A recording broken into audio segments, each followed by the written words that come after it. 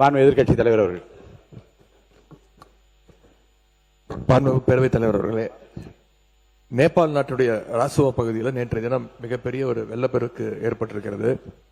கிட்டத்தட்ட 160 பேர் உயிரிழந்திருக்கிறாங்கன்னு செய்திகள் வந்து கொண்டிருக்கிறது. அங்கே 750 பேரை காணவில்லை என்றும் செய்திகள் வருகிறது.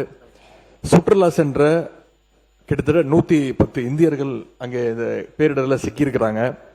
குறிப்பா தமிழ்நாட்டுடைய பல்வேறு மாவட்டங்களைச் சேர்ந்த 40க்கும் மேற்பட்ட தமிழ் மக்கள் சிக்கியிருப்பதாக செய்திகள் தொடர்ந்த வண்ணம் வருகின்றது.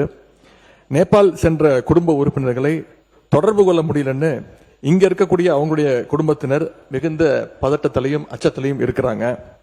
இந்த சம்பவத்துல எத்தனை தமிழர்கள் சிக்கியிருக்காங்க, அதுல எத்தனை பேர் நாம மீட்டெடுத்திருக்கிறோம்? தமிழ்நாடு அரசு சார்பாக நேற்று ஒரு உதவி எண், அவசர உதவி எண் ஹெல்ப்லைன் நம்பரும் நீங்க கொடுத்திருக்கிறீங்க. அரசு அறிவிச்ச அந்த ஹெல்ப்லைன் நம்பர்களுக்கு இதுவரைக்கும் எத்தனை அழைப்புகள் வந்திருக்கிறது? அந்த அழைப்புகள் தொடர்பாக என்ன மேல் நடவடிக்கைகள் எடுக்கப்பட்டிருக்கிறது? இந்த நிலைமையில தமிழர்களை பத்திரமா மீட்டுட்டு வர்றதுக்கு தமிழக அரசு சார்பாக ஒரு சிறப்பு அதிகாரியை, ஒரு ஸ்பெஷல் ஆபீசரை இந்த அரசு நியமிச்சிருக்கிறதா?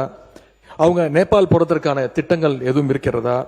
மேலும் இந்த பெருவெள்ளத்துல சென்னை நீதிமன்ற ஓய்வு பெற்ற நீதிபதி திரு சிவஞானம் அவர்கள் பாதிக்கப்பட்டிருக்கார் என்ற செய்திகள் வந்துகிட்டு இருக்கிறது.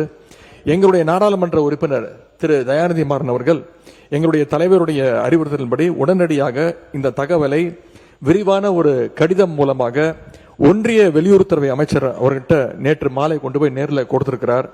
இந்த இக்கட்டான நேரத்தில் பாதிக்கப்பட்ட குடும்பத்திற்கு நாம் அனைவரும் பாதுகாப்பாகவும் உறுதுணையாகவும் இருக்க வேண்டும் என்று கேட்டுக்கொண்டு இந்த சம்பவம் தொடர்பாக அரசு உரிய விளக்கம் அளிக்குமாறு நான் கேட்டுக்கொள்கின்றேன்.